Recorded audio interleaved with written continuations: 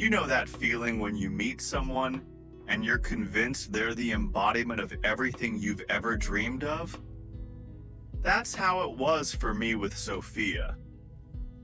I felt like I'd finally found the one, the elusive soulmate that people spend years or even a lifetime searching for. But idealization, it's a tricky thing. It's something we craft in our minds, and when reality starts peeking through, shattering those expectations, it can feel like a sudden, cruel shock. This is my story, a journey from infatuation to genuine closeness, from initial idealization to a deeper understanding of what real love truly is. When I first saw Sofia, it was as if something magical had happened. She was beautiful, yes, but there was something more, something extraordinary about her that captivated me right away. It wasn't just her physical beauty, though her dark eyes and bright smile were undeniably attractive. There was a warmth and confidence that seemed to radiate from her, drawing people in. Every move she made, every word she said felt like a piece of a perfect puzzle. She was well versed in music, had an undeniable passion for art, and her views on life had a depth that was both surprising and inspiring. We could talk for hours, often losing track of time as we explored our shared interests, dreams, and ambitions. Among my friends, I joke that Sofia was the one I'd been looking for all along, the answer to that unspoken question in my heart. She was so supportive of me, always asking about my projects, encouraging my ambitions, and celebrating my achievements as if they were her own. Sofia was there for every important moment, always with a kind word or a reassuring look. I felt that she understood me in a way that no one else did. Every little detail, from our shared sense of humor to our love for certain movies and books, seemed to affirm that we were on the same wavelength, like we were two halves of the same whole. I was so caught up in this image of an ideal partner that I didn't notice any flaws in her. Looking back now, I can see that my love for Sofia was like a kind of blindness that kept me from seeing anything that might contradict my fantasy. I chose not to look too closely at certain things, and so I missed the early signals that she was, like anyone, a human being with complexities and imperfections. My love was so overpowering that I ignored these signals, choosing instead to see only what I wanted. Several months passed, and the first signs that my idealization of Sofia might not align with reality began to emerge. I started noticing small things, the kinds of things that had previously gone unnoticed or had seemed insignificant.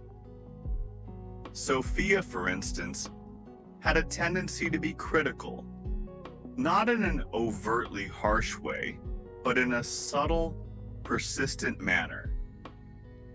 She'd occasionally make comments about my habits or question my choice of friends. There were times when she wanted to dictate our plans for the weekend or decide where we'd go and what we'd do. At first, I didn't think much of it, chalking it up to her desire for a little control, perhaps because of her own sense of what she wanted from our relationship. But over time, this feeling of unease started to grow. One particular evening stands out in my memory. We'd made plans to go to the movies, and I'd chosen a film I'd been wanting to see for a while. But when I told Sofia, she simply dismissed my choice, saying it was boring, and suggested a different movie instead. I went along with it, of course, but I couldn't shake a strange feeling of disappointment. It was as if something inside me began to question how often I was compromising my own wishes to keep her happy, to avoid any hint of conflict. Was Sofia really controlling? Or was I simply giving in too easily? It was a question I was reluctant to answer, still unwilling to let go of the image I'd created. As more time passed, deeper incompatibilities between us began to surface. Sofia, it turned out, wasn't a particularly patient person. Small things could set her off.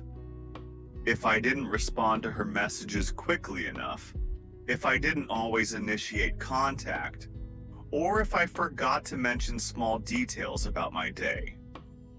Her irritation was palpable, often surfacing when I made decisions that didn't align with her perspective, even if those decisions were ultimately harmless. This created a strange internal conflict within me. I was torn between the reality of Sofia and the idealized version I'd been clinging to. My image of her was gradually unraveling, and I had to confront the fact that my admiration for her perfection was nothing more than a projection of my own desires.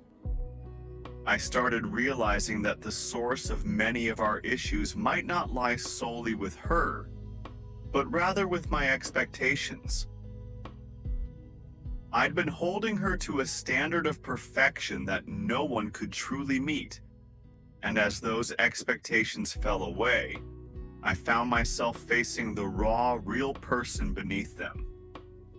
It was a difficult realization, one that I resisted, but it was necessary. I decided that if I genuinely wanted to be with her, I'd have to embrace her as she was, not as the flawless partner I'd imagined. One evening, I gathered the courage to have an honest conversation with her. I told her about the things that had been bothering me, about the times I'd felt pressured or uncomfortable. At first, Sofia was defensive, insisting that her actions came from a place of caring and a desire to improve our relationship. But as our conversation continued, something softened.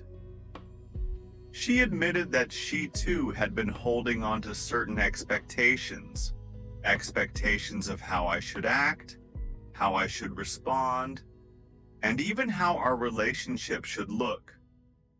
That night marked a turning point for us. We began to talk more openly about our emotions, our insecurities, and the hidden fears we hadn't shared with each other before. I started to understand her better, to see that her desire for control often stemmed from her own insecurities and her need for reassurance.